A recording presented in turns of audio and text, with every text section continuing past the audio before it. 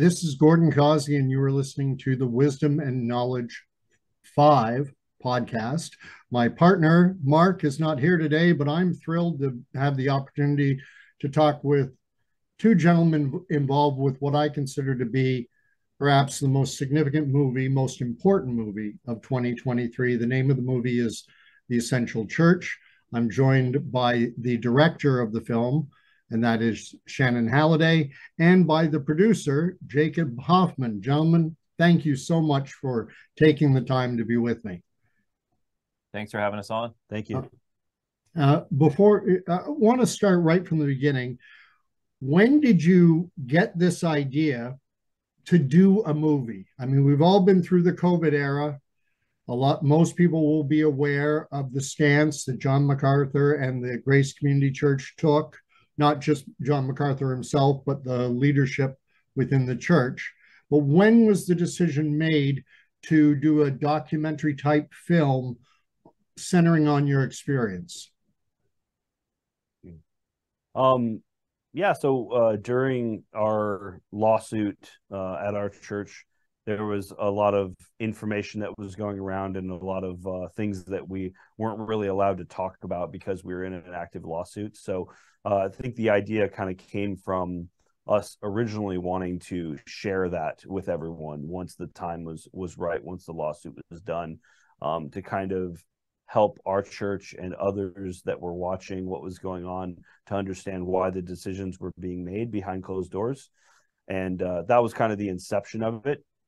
And then Shannon, as you were writing it and really coming up with the outline, I mean, you can kind of take it from there. Yeah, I would just also say this too. It was kind of like it was a convergence because I've heard Dr. MacArthur talk about what was going on in his mind during this time too. So it clearly was on his mind as well, while it was also on Jacob's mind and then my mind of doing this. And then when we eventually put it all together and pitched it to him, we were kind of already there, I think, all of us, because I think we were all seeing the value of it at that time.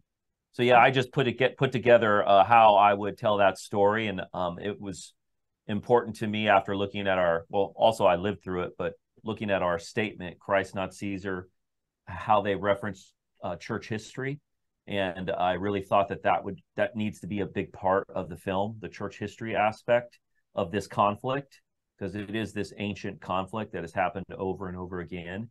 And I wanted to make sure that we had a global handle on it. And that's where our Canadian brothers and sisters came into the story to represent that, because I didn't want it to just be about Grace Church, and neither did John MacArthur. I didn't want it to be about John MacArthur, and neither did he. I think everybody was on the same page with that. And I just pitched that story to them, and they eventually greenlit it, and we were off to the races. So what time frame are we talking? Was that lockdowns began in March of 2020? At what point then you were in litigation? The litigation got resolved. I understand you won somewhere in the neighborhood of $800,000 in reparations from the state of California for their abrogation of, I assume, of your constitutional rights. So when did the green light come for the film? I think maybe you remember that.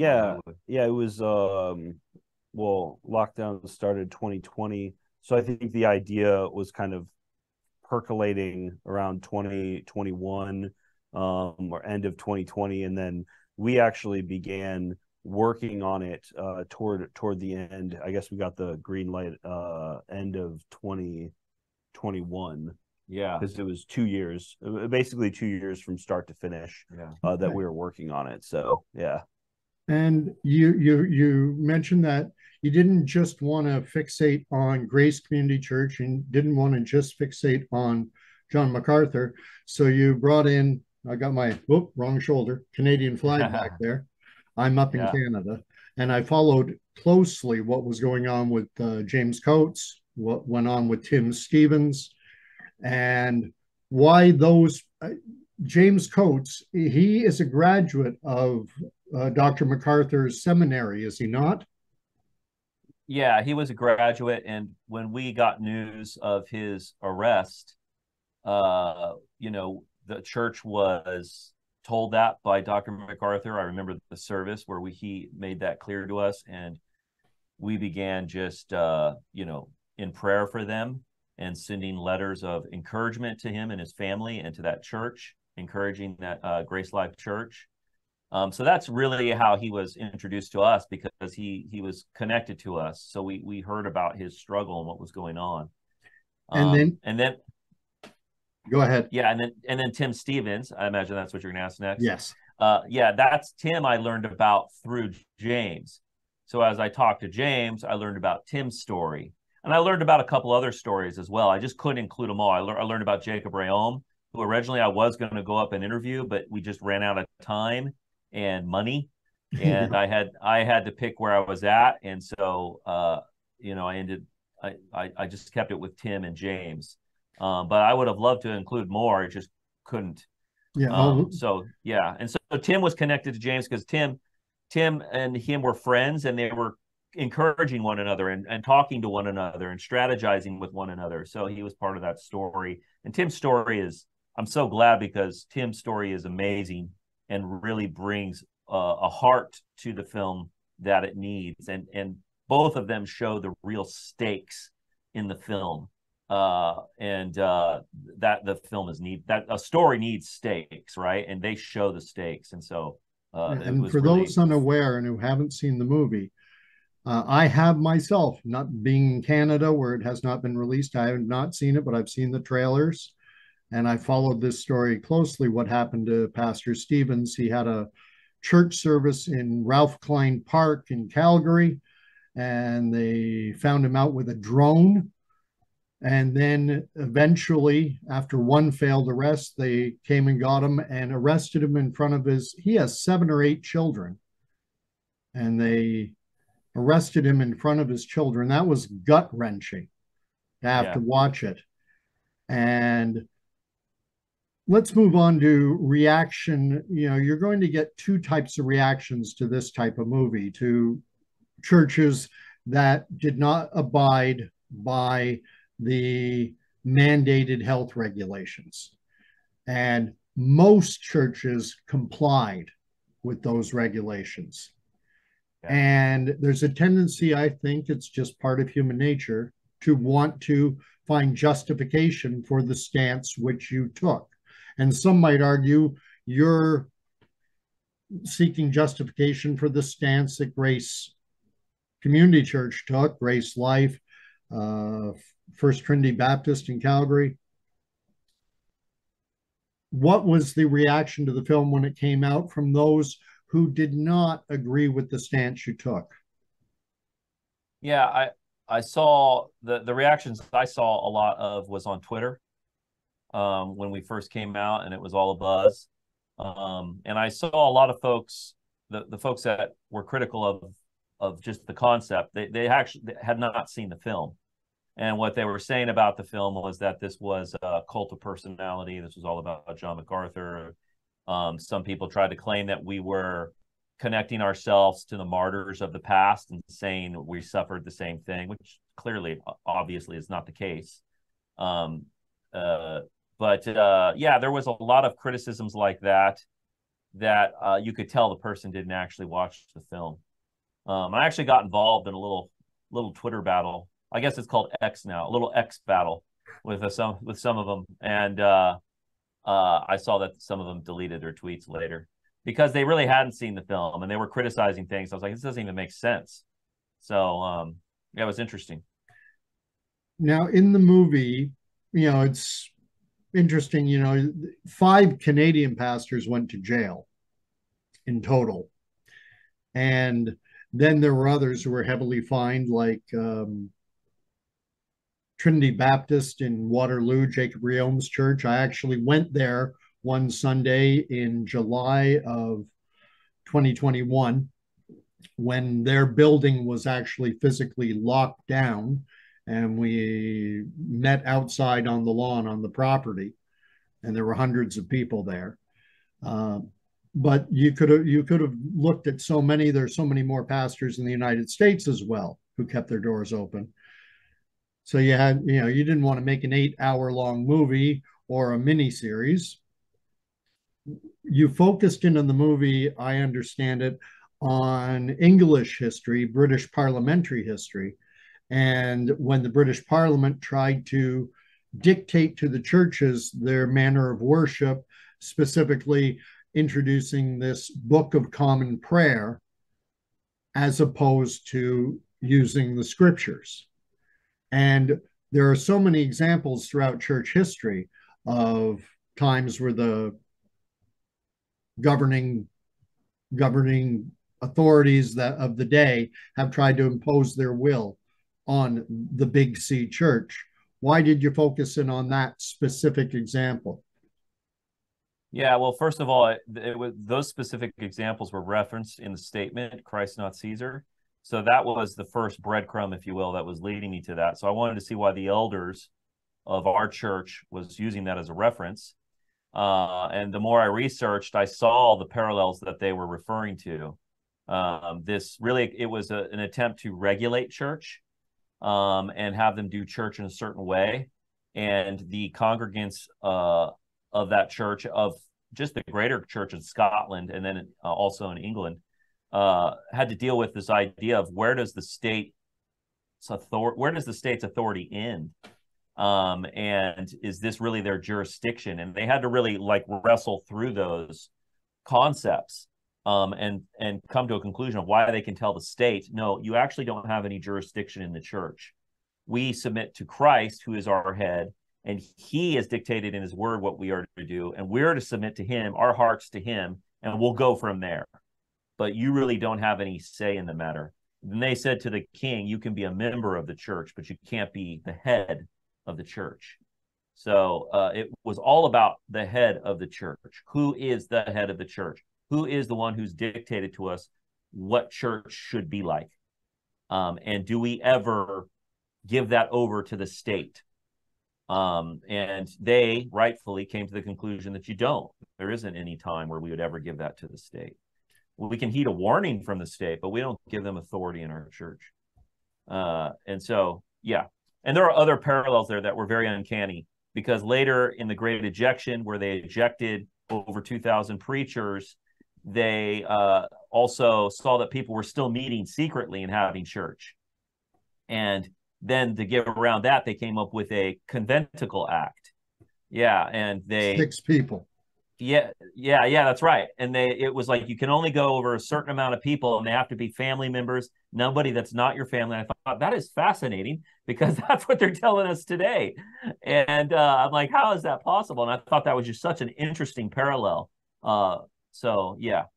So you had to include it. Yeah, I had to. Now, I'm someone who likes to try and walk around in the shoes of the person with whom I disagree. And in talking to both of you, you're preaching to the choir. Because I sought out churches that were staying open. You might have also heard of Alexander Kloosterman up in Peterborough, Ontario. He kept Hill City Baptist open, and I attended there for about 8 weeks in a row. The difficulty for me is my little corner of southeastern Ontario, everything was 1 hour, 2 hours, 3 hours drive away. But so many Christians, so many pastors, so many elders and leadership individuals within churches pulled out their Bible and they jumped right to Romans 13. And I'm sure you know the passage. Let every person be subject to the governing authorities. And for many, that was, one snippet, one passage without context used to justify what I call bowing the knee. How did that conversation take place within Grace Community Church? Because I'm sure you must have had individuals, and there's also a section in First Peter chapter 2, be subject for the Lord's sake to every human institution, whether it be the emperor as supreme or to governors as sent by him to punish those who do wrong and to praise those who do right. Those are just a couple passages that got referenced, and I'm sure they came up in your church as well. Sure. Yeah, and that was really an internal conflict for the protagonist of the story, the church. And that is shown within Grace Community Church. And I think that's one thing that's unique about the documentary is I really wanted to pull back the curtain and show the evolution on that because we were unanimous in heeding the warning of the government, much like if they said a hurricane was coming. In fact, MacArthur says this in the documentary. And, if a hurricane was coming and they said it's going to hit this Sunday, you need to get out of the state. Well, of course we would listen to them, But when we listened to them and we saw that, I don't think this is what they think it is or what they've been saying it is. There was division in that with our church of like, okay, yeah, but we still have to submit because of Romans 13. And then there was other elders are saying, no, we don't, because this has to do with this is a jurisdiction of the church, a sphere of authority of the church, not the government. And so we had our elders not united on this matter. And so we're an elder-ruled church, and we have over 40 elders.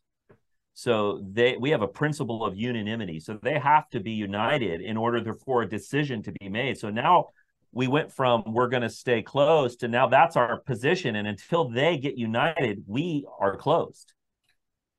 And the documentary shows that. That's really the first act of the documentary.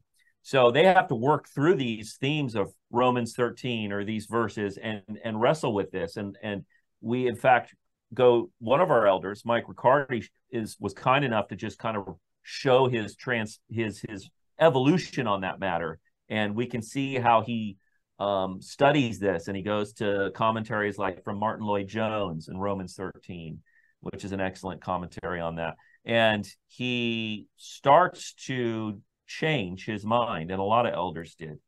The documentary addresses that. And you did lose members over your decision to open the doors. That's right, because people believed we were not. Well, they believed what we were doing was wrong because Romans 13. That they did not understand that. They thought we were being hypocritical. That we were saying one thing before COVID, and then after the lockdowns, we decided to say something else about Romans 13. But the reality is like there's no look. The Bible says that the wife should submit to the husband, right? But obviously, it doesn't say submit to the husband when he asks you to do something that the Lord commands you not to do.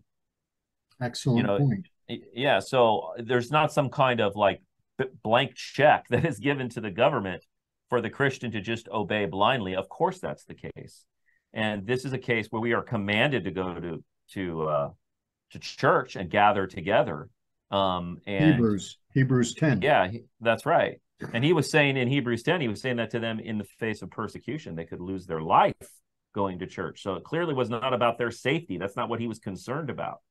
He was saying, do not forsake gathering together. So, I think the movie goes into that and shows the evolution in that. Well, part of that evolution, and the documentary does speak to this, is the fact that initially we were all told, stay home, stay safe, shelter in place. It's simply too dangerous to go outside. As I understand it, in the state of California, they were plowing sand into the skateboard parks and things of that nature to keep any type of activity. It was just too dangerous to be outside. And then we saw what happened in the wake of the George Floyd incident in Minneapolis.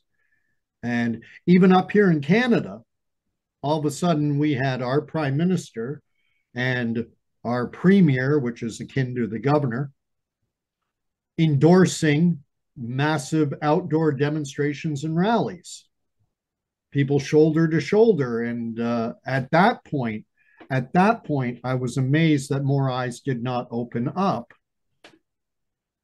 Why can we do the one, but we can't gather for church? Right. And the documentary addresses that because in Canada, the protests were peaceful. Not so in California, not so in Los Angeles. Yeah. Yeah. And it didn't matter if it was peaceful or not, that the mayor was out there shoulder to shoulder meeting with these folks. And literally, like the day before, he was telling the church couldn't meet because it wasn't essential. But what they were doing in protesting was essential. So it showed their partiality. It showed their hypocrisy. Our elders saw that. I mean, we saw that. We were talking about that. And we're just like, this is bizarre. And I think that really was a moving point for a lot of our elders. Wouldn't you agree? Yeah, they saw the hypocrisy in what was happening, and I think that did help a lot of them to change their mind on the various issues, as well as what Shannon said about the Romans 13 kind of evolution and how to apply that. Yeah, that was all kind of together in that kind of journey that they took. So now, what gets me, this is such an important movie that I think specifically for people who were in churches, whether they opened or whether they closed, because I think you'll likely agree that there's very much the potential for this type of overreach to happen again. Mm-hmm. And we have to be prepared as Christians. But getting this movie out has been challenging for you. It only was shown in as I understand it, 301 theaters across the entire United States, 335, 40 million people. And in Canada, not one. What were your challenges in getting it into theaters? Well, we haven't given up hope on Canada, just to throw that out there. We're still working on that, and hopefully that'll happen. Listen, I mean, God's sovereign over everything, including a theatrical release of a documentary that our church made. Amen. It's challenging. It was challenging for a lot of different reasons. Our distribution team worked really hard. Our team worked really hard to get it in as many theaters as possible. But I think the difficulty, at least within the U.S., came down to just there's a finite amount of screens that are available, and theaters are running businesses just like anybody else, and they want to make money. So when it comes to making money, what's happening right now with Barbie and Oppenheimer and that kind of battle, if you will, is really unprecedented. The amount of gross that they've made on those two movies being out, and the movie theaters were just really, really crowded in this date.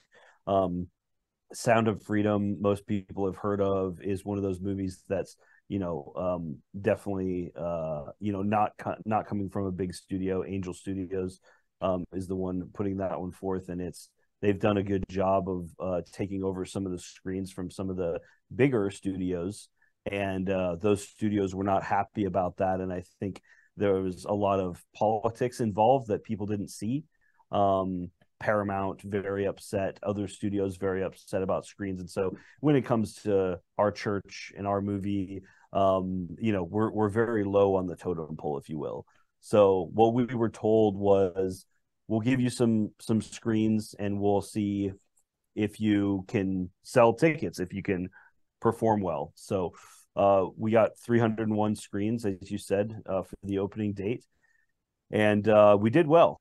We did well considering how busy it was and how many movies were out at that time and the competition. Exactly. So there was a lot of theaters that we did sell out, including local theaters by us.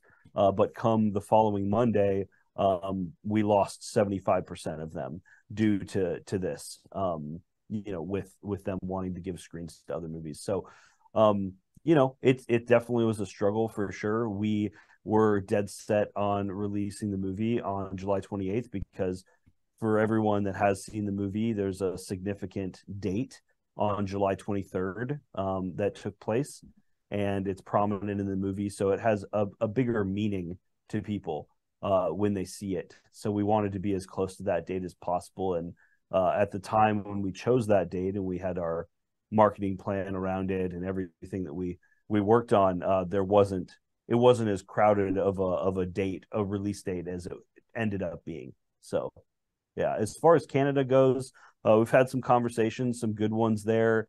There are some people that are interested, but even the local owners of theaters that have talked to us said, hey, we're very interested in showing this movie, but we're not going to show it until people stop seeing Barbie and Oppenheimer, because we just make too much money on these movies.